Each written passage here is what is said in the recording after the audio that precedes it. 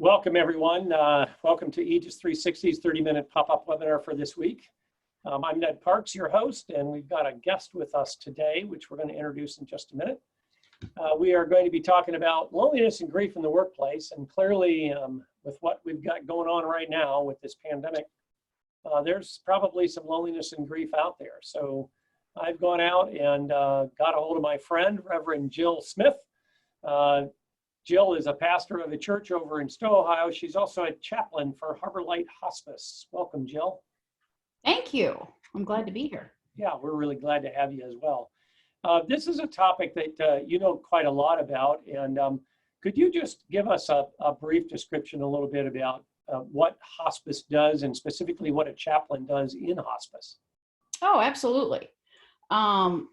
So hospice, contrary to what a lot of people think, hospice doesn't necessarily, we can kind of come in as a person is dying and just be some added love and attention and family support during that time. But one of the things that even surprised me when I started working for hospice a couple years ago is a lot of times we will get a patient, and because we spend so much time giving extra love and attention, the patient will get better. And we actually have graduation parties because people graduate off of hospice. Wow, I did not know that. Yeah, and that's a kind of a really neat thing that a lot of people don't realize. I mean, don't get me wrong, it doesn't happen a lot, but it does happen with more frequency than I ever imagined. Right. And so it's an extra level of care, huge support for families. The one thing we hear probably more than anything else is, I wish I would have started hospice sooner. So you really can't, I mean, they kind of look at a patient, and often the diagnosis, the criteria says, is it possible that this patient has less than 6 months? And sometimes when we take a patient on, that's definitely the case, but we have had patients on our services for years because we can continue to chart a decline. Okay. And as chaplain, it's my job to take care of whatever their spiritual needs are. And so even though my background is, pastoring an American Baptist congregation here in Cuyahoga Falls, I have a patient currently who's of the Baha'i faith. I've had Jewish patients. I've had atheist patients. I have had patients who practice Eastern spiritual beliefs. So I just meet the patient kind of wherever they are and come alongside them in their spiritual journey. So wow, that's really interesting. I love it. I do. I love it very much. Yeah. So, and I would guess you're a part of a care team. It's not just you. The hospice provides medical care as well, right? Absolutely. Absolutely. That's a crucial part of. So each patient that we have has a team of 5 people. So they have an RN, an LPN, an STNA, an aide, and a social worker, and myself. And then of course we have somebody that we all report to, our primary care, our care manager. Okay. And so, yeah, so each person has 5 people on their team and we all kind of play a different role in their care. Right. And you visit the patients both at home as well as in a nursing home, probably. Yeah, again, wherever they are. Yeah. So some are in skilled nursing, some are in assisted living, some are at home. Yeah, absolutely. Wherever they are, that's where we'll go. Okay. So in the best of times, I would think that, we have situations where people are lonely just from the fact that they're in a nursing home and their family's not there every day, all day. So they're dealing with that. But now with the pandemic and so many nursing homes shut down to any visitors at all, yeah. It has to even get higher, right? And not only for the patients, but for the families. I mean, there's a patient right now that went into a facility. Their first day was the day when everything got locked down. And so their family has not been able to see them since they've been in there. And so the loneliness for the family, that they know that their loved one's being taken care of, they know they're in the best possible place, but not being able to see them face to face and just be that, constant support for them. So yeah, so it's as hard on the patient, sometimes harder on the families than it is on the patients. So this may seem like a ridiculous question. I mean, but how do you recognize loneliness, A, in yourself, and B, how might I recognize it in my neighbor, my coworker, my family member? I mean, what are some of the signs I might look for? Well, and in a lot of ways, they're probably not that different, the things that you'll recognize in yourself and the things you'll recognize in others. But for yourself, it's a lot of times you're just not, you don't feel like you're connecting with other people on a deeper level, or maybe you feel like you don't have any close friends. A lot of times you feel like, well, I've reached out, but they don't reciprocate. That's the feeling that you have. Whether it's true or not, is not the case. It's how you feel, or maybe you don't feel worthy to, well, I don't have anybody close to my life because I'm not a good friend. You kind of will put yourself down. And so those are some kind of great ways to recognize loneliness in yourself. And in others, it's some similar things that you'll see people, just struggling with reaching out. A lot of times you'll see, they're not being productive. They're not doing anything. They really get stuck on the negatives. Everything is bad. There's just something negative about everything that's going on for them. Or sometimes they get overly attached to possessions or to hobbies, and they focus on that over focusing on any kind of connection. Now, I do want to point out that my sweet dog Lacey is not a possession or a hobby, and I'm allowed to be overly attached to her. So just clarify. We can break all these rules when it comes to our puppies, exactly. Right? Yeah. So let's take it out of the hospice situation for a moment, or leave it there. I guess it would be the same thing. We're seeing on the news, people are going and they're using FaceTime to visit their loved one in the nursing home, but they're also using Zoom and other online sort of portals to have meetings and connect with each other. Does that take the loneliness away? Is it the same thing, or does it just not get the job done? It's definitely a one-on-one. It's an individual kind of case-by-case situation. I had a patient whose family member called me the other day because they were so excited because one of my coworkers called them on the phone while they were with the patient. And so they got to talk on the phone for the first time in a while. Oh, wow. And that was huge for them to be able, for the family member. Now, it just so happens that the patient is suffering from a type of dementia. And so I don't know that they're even aware that their family member hasn't been there. You know what I mean? So it really depends on the individual. And then somebody was just telling me too recently that they had done a FaceTime family to patient, and it just really confused the patient. They didn't understand what was going on. They couldn't, get that separation of why that person was on the screen and not in the, and so it's a case by case thing where you really kind of have to kind of feel the situation out and see what's going to be best for each person. I see. Okay. So let's go on to the next question here. How can we help someone else who's suffering from loneliness? Well, it was funny. And sometimes, as with being a good friend, as in any situation, sometimes it's just listening. Sometimes we feel like we're so connected because of social media that we will see things and we don't even recognize them.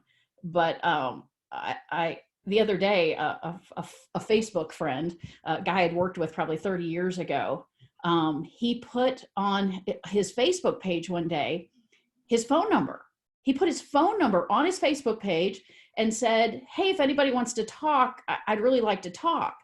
And kind of to his surprise, I think two things. First of all, one person actually reached out. And I think it surprised him that anybody did. But it was actually not a direct friend of his. It was a Facebook friend who had been a high school friend of his little sister, and they didn't even really know each other. They spent an hour on the phone talking. And he posted about that interaction. And once he posted that interaction, other people started calling him. And I think that was his way of saying, "Hey, I'm lonely. I really need to talk to somebody." He did it, in the form of a, "Hey, if anybody needs to talk," but it was him that needed to talk. Oh, that's really So yeah, that was a really bold move on his part, but right. but what a blessing it's been to him. And I know that, just personally, like with my mom, to say she's not tech savvy is an understatement. In fact, I thought about like getting her an iPad during this time, but I thought then we'll both be frustrated and lonely. But I call her almost every day, whether she needs it or not. I'm going to just call her and make that connection. I call the members of my congregation every week. A lot of them are older and don't talk to anybody. In fact, the first time I called, the one lady said, it's nice to talk to somebody besides my family. So there I call them. And I started rotating calls to my coworkers even though, we're essential and we're out and about. It can be difficult. And so I've started rotating, calling them and checking in on them. And so it's just kind of a good thing to do, kind of think about the people and people in your life and just reach out and make a phone call. If they don't want to talk to you, they won't answer. Don't take it personally. Right. This, and you may have just answered this second one right here, and that is coping mechanisms. I suppose the phone's a good one, or any other kind of connection that we can have that way. Any others beyond that go beyond that you can think of? Like I say, I think just any way that you can connect with somebody.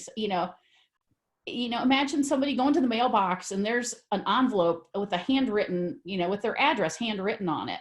You know what I mean? And how much that'll brighten their day, and it seems like a simple, easy thing to throw something in the mail. We're not used to doing it much anymore. We don't have to leave our house. You can just stick it in your mailbox and your mailman will take it. But any way you can reach out like that, just shoot them a text, just anything to let them know you're thinking about them.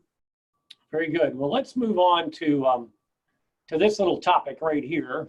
Yeah. And kind of shift the conversation a little bit. And the first thing I guess I'd like to know is there a difference between, sadness, grief, and depression, and what are they, and how do we treat them? Well, there definitely is. And sometimes there can be a progression through those. Sometimes you'll skip one and go right to another. But there's definitely a difference between those three. Sadness, first of all, sadness will last minutes or hours, at most maybe a few days. But grief, on the other hand, it's much more intense and devastating. It disrupts your life, and it can last months or even years. And then depression is really kind of a whole separate thing. It's an actual illness, and it affects a person's self-worth and can be treated medically with prescription drugs and things like that. So yeah, there's a definite huge difference between the three of them. And like, honestly, I can speak from a place of experience in the three of these. I experience sadness whenever one of my patients passes away. There's always sadness involved with losing someone, even though it kind of becomes commonplace. I kind of forget that death is such a part of my life until someone else recognized it. I remember one time I was at my doctor's office and I was I was a chaplain and somebody was trying to get a hold of me. And so I finally answered the phone, and in front of these three medical personnel, I remember going, okay, has the person passed away already? Okay. When did they die? And I don't even think twice about this conversation because it's kind of a typical conversation with me. And I hang up and I look up, and these three medical professionals are staring at me with their mouths hanging open. And they're like, what do you do? I'm like, well, I'm a chaplain. And it affected them so deeply. I was back a couple weeks later, and they immediately asked me about did the person die? And and so a lot of times I don't, it's become so commonplace, I don't think about it. But at the same time, that doesn't mean I don't experience sadness each and every time, I lose a patient or I hear about, a situation like that. Like, I experienced grief for the very first time about 4.5 years ago, when my brother committed suicide. And then again, this past summer when my dad died. And I experienced depression about 6 months after my brother died. My dad had a stroke, and just those two things combined so turned my life upside down that I just knew that I wasn't processing it the way I should. I just knew something wasn't right. And so I had a conversation with my doctor about it. And she just was real open, and she said, Jill, you're experiencing depression. And I've always been an upbeat person. I didn't think I would ever be depressed. Right. And she just made it real easy, real simple. She goes, the grief gets so overwhelming that the connections in your brain start happening incorrectly, we'll put you on a medication. It'll, it'll start changing those. It'll correct those. And she said, she goes, I'll be honest, you're going to be on the medication for at least a year. It takes that long for things to get straightened out again. And so I just loved how simply she explained it, because she took away any stigma that might exist around it and just explained it in its disease process and explained the medicine and how it works. And it made it so much easier. So okay, so I'm at work. Well, I'm not at work, not now. Yeah. It's even harder now, right? Because Absolutely. we're connecting at work through the medium you and I are using at the moment. But Yeah. Whether I'm at work or not, let's take a look at recognizing these. How might I recognize? I mean, the sadness, as you say, is kind of short-lived. We can see it. That's probably an easy one. But how might I recognize the other two in a coworker, especially if I don't know any? Like, let's say my coworker, they didn't just tell me 2 days ago that their mother passed away. Certainly, I can. That's a tip-off. That kind of tells me something, right? But in this world of isolation that we're all in right now, how might I notice either the grief or the depression, or even the sadness for that matter, when we're already separated and connecting through this electronic medium? Well, and so it's, it's looking for clues in the things they tell you. Like I said, they might not realize they're experiencing grief, so they can't come right out and tell you that. But, you'll start noticing that, just in some of the things that they talk about and the way they say things, and kind of similar to loneliness, they'll, be stuck on the negatives. They'll just be, really down about things that they'll, not feel worthy. Some of those things that were very similar just in loneliness now become, because they're ongoing, it starts leading towards grief. And sadness can lead to grief. And so, and it will progress. The longer we're in the self-isolation mode, the greater the chances of this happening. I mean, I think I just read that already calls to suicide hotlines have gone up 3 times the normal rate. Wow. I mean, so people really are struggling with this loneliness, the separation that we're having. And so, again, it's kind of, picking up on little signs, like I say, the negative talk, the putting themselves down, maybe you're on a call with them and you kind of go, ooh, it looks like they haven't showered in a while. Maybe there's, something a little bit more to that than just, enjoying wearing their leggings every day. Yeah.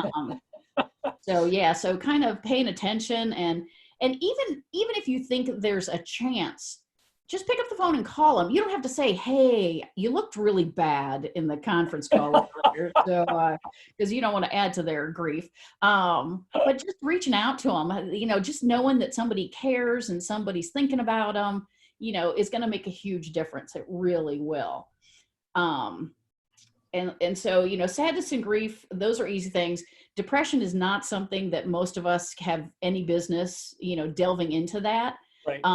Other than being open and honest. The more you take away the stigma of something, which is why I'm always open and honest and talking about my brother's suicide, and then my, dealing with depression, it's not a bad thing. It's not a negative thing. It's not anything to be ashamed of. It's just something, it's a health issue that you have to deal with like anything else. Mm-hmm. And so just taking that stigma away is huge. And so maybe, if you've had a time where you've experienced that, share that with the person, and maybe that'll open them up to talk about the things too. I always tell all my clients, and if they're in any role really, but especially in a leadership or a supervisory role and up, I tell them that it's pretty much mandatory that they become very familiar with the company's employee assistance plan, the EAP, so they can talk about it intelligently, and that they should have the EAP cards that they could hand out to a coworker if they feel that they can do that without violating anything. Obviously, you just don't want to go up and say, yeah, you're looking and sounding kind of bad. What's going on? Sure. And I'm real lucky working at Harbor Light. I mean, last week already, our HR department said, hey, don't forget, this is something that's available through our health insurance, and sent all of us those numbers that we can contact and everything. Yeah, that's something that should be done on a regular basis. I'm glad to hear that they did that. Yeah. And I think I think too that there are ways that, you kind of can see yourself. I know even in myself, like I say, I recognize that my behaviors weren't typical and weren't right for me. After the loss of my brother, I was staying in bed for, days at a time. And I just had no desire to go out and do anything and be around people. And I was real fortunate. I had two really great friends that kind of tag teamed me. And if one couldn't be around to help me, they would get in touch with the other one. And so they kept a real close eye on me. But there are things that you kind of can do to keep that progression happening from sadness to grief. First of all, just keep a schedule, get up and get dressed. I mean, I finally had to shower this morning because I knew I was going to be doing this.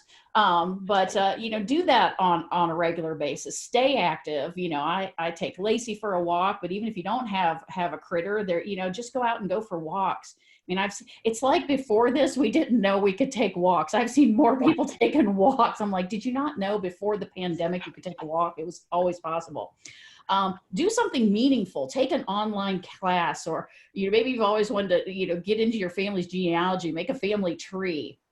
And like I said, like we already talked about, connecting with others, calling or writing.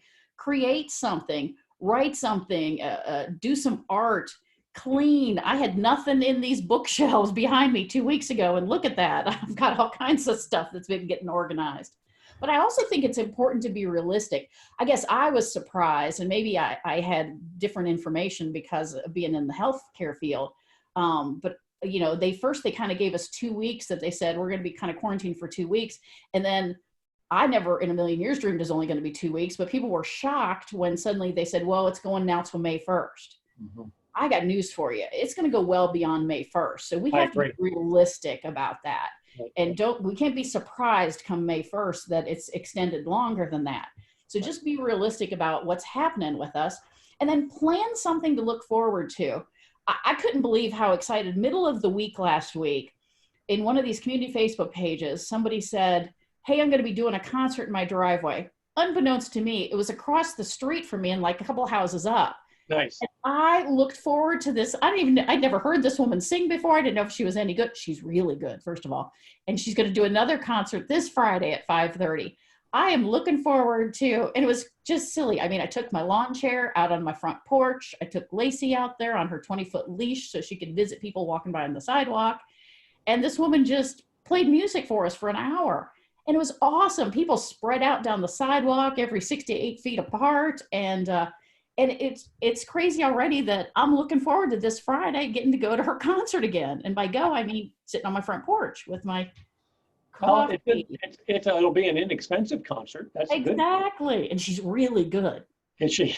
Yeah, she does. So I want to start to wrap this up a little bit. And if anybody that's on has a question, certainly chat it in or use the Q&A. Either one will get to us. But I wanted you to talk about this sculpture. Well, so there's another really important thing that we need to remember, and that's that everybody's hard is different. What's hard for me might not be hard for you, and vice versa. And we shouldn't be judging the struggles that other people are having. I saw this interaction on a community Facebook page where a woman said she was sad because this was the first year that her little ones were going to be able to participate in the community Easter egg hunt and really kind of understand it and have fun with it and that kind of thing. And the first woman that responded said, well, there's going to be other Easters. This is my daughter's senior year and she'll never get back what she's missing. It's not a contest. You can both be sad and hurt and disappointed and frustrated for different reasons. Right now, some of you have to stay at home and that's hard. Right now, some of you have to go to work, and that's hard. Right now, some of you are in a house with other people, and that's hard. And right now, some of you are in a house by yourself, and that's hard. It's all hard. And we can't be judging other people's hard. And you'd asked me if I had a quote to put on this last page, and I said no, but I have a picture, and you knew immediately, because you know me, exactly what picture. This picture, this sculpture is entitled The Weight of Grief. And there are times where the loneliness and the sadness and the grief can weigh us down to a point where we feel we can't move and we can't go on. And man, it's at that point that you have to take the initiative, and you've got to reach out to somebody. You've got to share with somebody. Sometimes it's easier to share with someone you're not close to, because we're always afraid the people close to us are going to judge us. But reach out to somebody. If you start feeling this kind of weight inside of you, and just reach out to somebody and let them know how you're feeling, and let them take some of that weight from you. Well, Jill, I can't thank you enough for taking some time right in the smack in the middle of your lunchtime to share some of your thoughts and your wisdom and your experience with us. And for everybody that's here, this is going to be put up on YouTube. We've recorded it, and we'll get you the link, and you'll be able to share that with anybody that you think would want to watch it, should watch it, maybe missed it. They say, doggone it, I missed it. I wanted to see it. They'll still be able to come in and view this. So we'll have that information out to you. Jill, thanks a lot. Appreciate it very much. And have a good day.